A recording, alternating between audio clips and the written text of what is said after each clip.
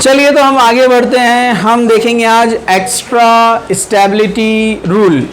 ठीक है, हम देख रहे हैं structure of atom. Structure of atom में extra stability rule. Extra stability rule के साथ साथ हम रिवाइज करते हैं Hund's rule and aufbau principle. इधर जरा ध्यान से देखिए, Hund's rule. Okay, Hund's rule क्या बोलता है, मैं यहाँ पर शॉर्ट में लिख रहा हूँ आपको क्योंकि हम यहाँ पर प्रैक्टिस में है। जरा ध्यान से देखिए आप लोग। Hunts rule, electron first feel singly. क्या बोले हमने? Electron first fills singly. Okay, इसके लिए मैं आपको एक एग्जांपल बताता हूँ। यहाँ पर ऑक्सीजन, ऑक्सीजन एटॉमिक नंबर कितना होता है? 8। तो उसका एटॉमिक नंबर 8 है, मतलब उसमें प्रोटॉन कितना है? 8। Atomic number means proton number. और किसी भी न्यूट्रल एटम में जितने प्रोटॉन होते हैं उतने ही इलेक्ट्रॉन्स होते हैं। तो यहाँ पर भी डेफिनेटली कितने इलेक्ट्रॉन रहेंगे? 8। उसका इलेक्ट्रॉनिक कॉन्फ़िगरेशन हम कैसे लिखते हैं? यहाँ पर 1s2 2s2 2p 2 + 2 4। कितना रह गया अब? 4। तो 8 हो गया कंप्लीट। ओके, अब यहां पर ये 1s में आएंगे 2 इलेक्ट्रॉन, हम इसको ऐसे शो करते हैं। 2s में आएंगे 2 इलेक्ट्रॉन, इसको हम ऐसे शो करते हैं। और 2p में आएंगे यहां पर इस तरह से 1 2 3।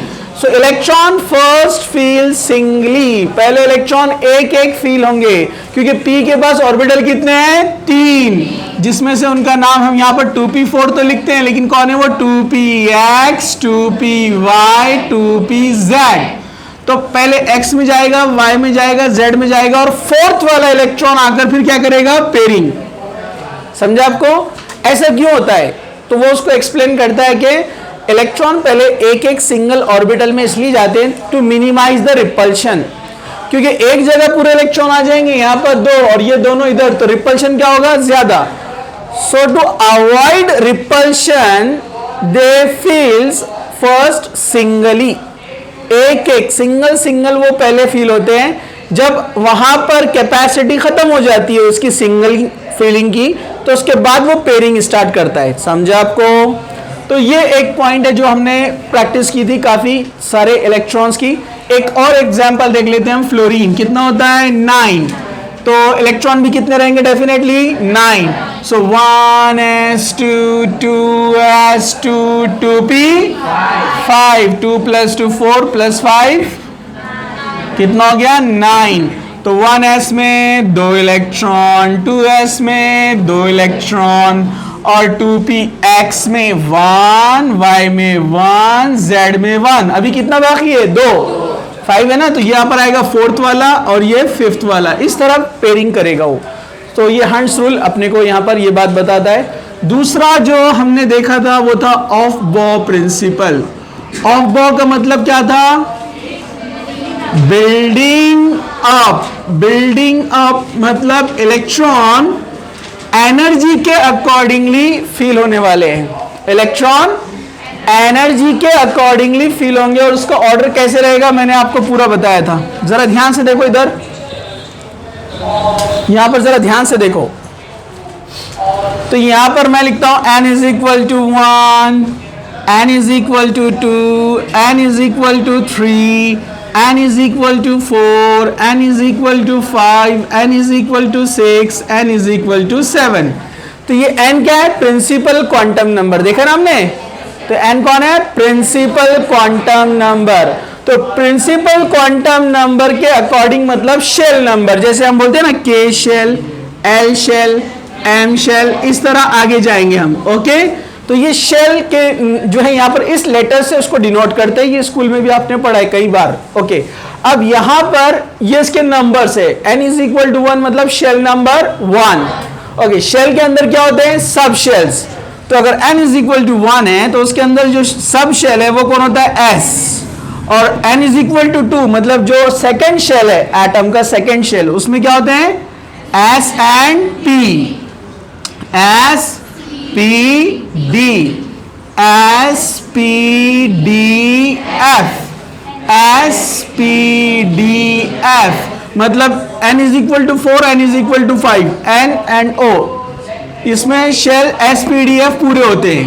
ओके, अभी मैंने बताया आपको न्यू डिस्कवरी है कि g ऑर्बिटल भी है, लेकिन अभी उसका कोई डिस्कशन दूर दूर तक नहीं है। ठीक है, अब यहां से आगे बढ़ेंगे आप तो कम होंगे यहां से। ठीक है, जो अब तक एटम्स की डिस्कवरी है उसमें जो कॉन्फ़िगरेशन मिलता है, तो 6 शेल में f नहीं मिलता है, तो यहां पर यह आता है sp-d, sp। तो इसको इसने बहुत अच्छे से रिप्रेजेंट किया है यहां पर, कि जिससे आप इजीली आइडेंटिफाई कर सकते हैं कि इलेक्ट्रॉन का फीलिंग कैसे होगा। मतलब लो एनर्जी में और वो प्रिंसिपल के accordingly electron feels first in lower energy level. Lower energy में इलेक्ट्रॉन पहले फील होते हैं, तो पहले इलेक्ट्रॉन किधर जाएगा? अच्छा, सब में एस है तो इनको रिप्रेजेंट करने के लिए प्रिंसिपल क्वांटम नंबर का यूज करते हैं 1s, और ये 2 में है तो 2s 2p, ये 3 में है तो 3s 3p 3d, ये 4 में है तो 4s 4p 4d 4f, 5s 5p 5d 5f, 6s 6p 6d 7s 7p। तो कल हमने देखा इलेक्ट्रॉन कैसे जा रहे हैं, 1s 2s 2p 3s, 3s के बाद 3p 4s। देखो 3p पहले आ गया, हाँ, उसके बाद 3d आना चाहिए था ना, लेकिन यहां पर कौन आया है? 4s। तो इसके लिए मैंने आपको एक बेसिक सिंपल बताया था कैसे उसको याद रखने का, n plus l rule. What is n? Principal quantum number, principal quantum number. And what is l?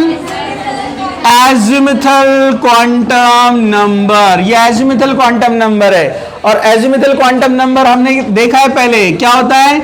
अगर 0 है मतलब s, सब शेल के बारे में बात चल रही है। 1 रहा तो p, 2 रहा तो d, 3 रहा तो f। ये मैंने पहले बता दिया आपको।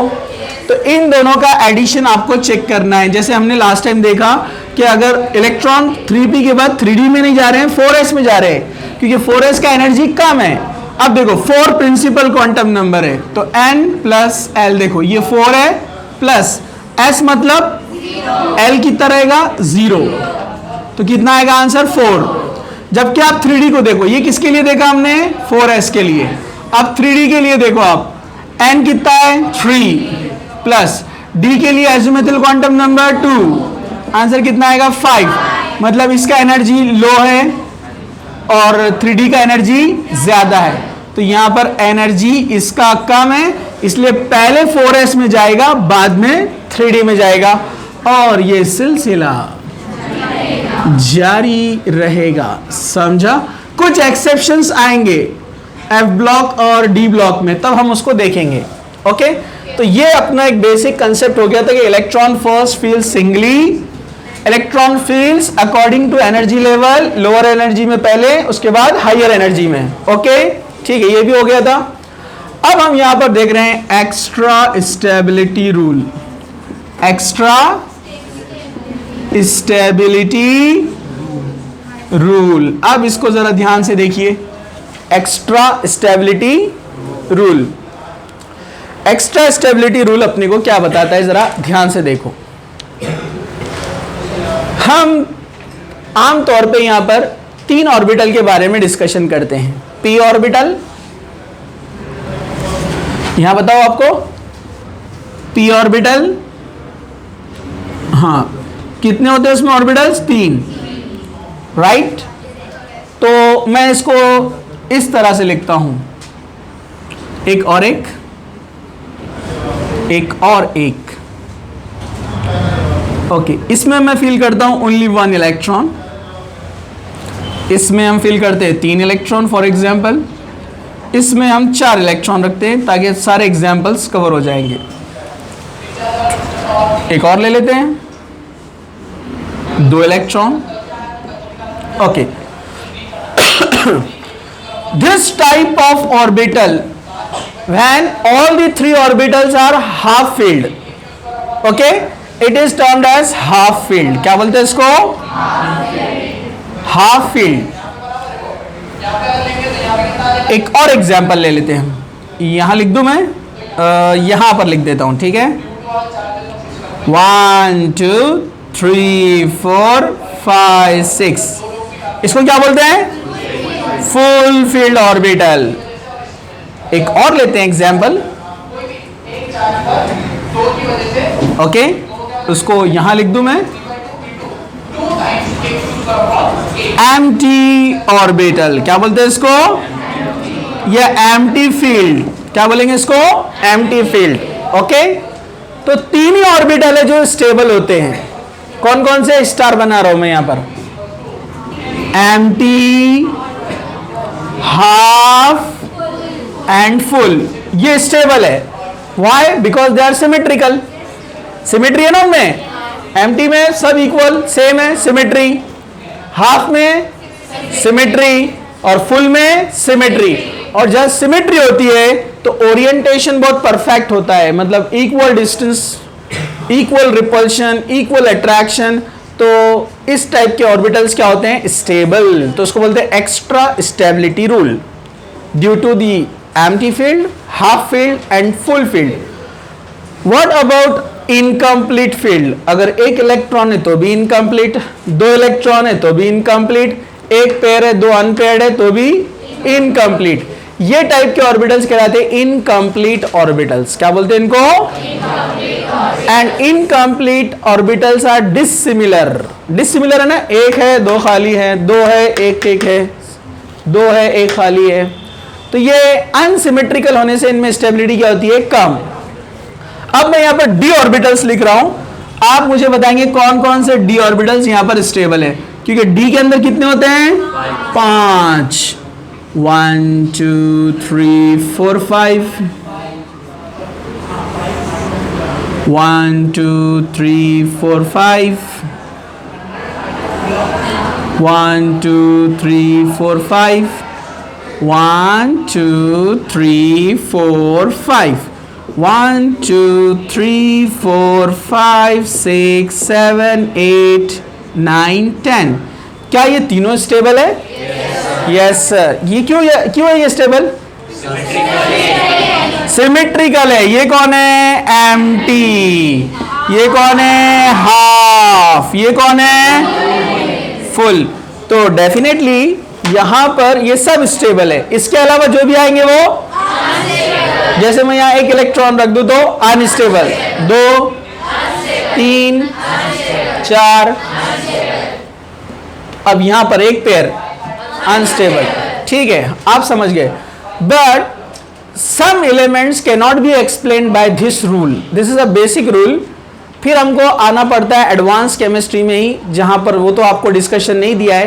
तो कुछ कंपाउंड्स ऐसे हैं हम पढ़ेंगे यहां पर भी, अभी एग्जाम्पल में डी ब्लॉक, एफ ब्लॉक जब हम पढ़ेंगे तब वहां पर भी इसको देखेंगे, कोऑर्डिनेशन में भी देखेंगे। तो वहां बहुत सारे न्यू थ्योरीज इंट्रोड्यूस होंगे, तो उसको हम तब डिस्कस करेंगे, अभी नहीं। अभी बेसिकली अपने को यही ध्यान रखना है, ठीक है? ओके, अब चलिए मैं एग्जाम्पल लिख रहा हूं यहां पर, जरा ध्यान से देखिए आप लोग। हम जा रहे हैं, आपने 1 to 20 तो लिख लिया है ना? No problem. ओके, 13 तक लिखा, 30 तक लिखा आपने? Very good. चलो अब मैं एग्जाम्पल लेता हूं तो आप फटाफट समझ में आ जाएगा। जिन्होंने नहीं किया है वर्क तो डेफिनेटली वो लैग करने वाले हैं। इसकी सजा आपको तो मिलेगी थोड़ी, उसके लिए आप तैयार रहिए। चलिए अब मैं यहाँ पर आपको बता रहा हूँ, ज़रा ध्यान से देखिए। ओके, एक एग्जाम्पल लेता हूँ मैं यहाँ पर। कौन सा एग्जाम्पल लेते हैं हम यहाँ पर?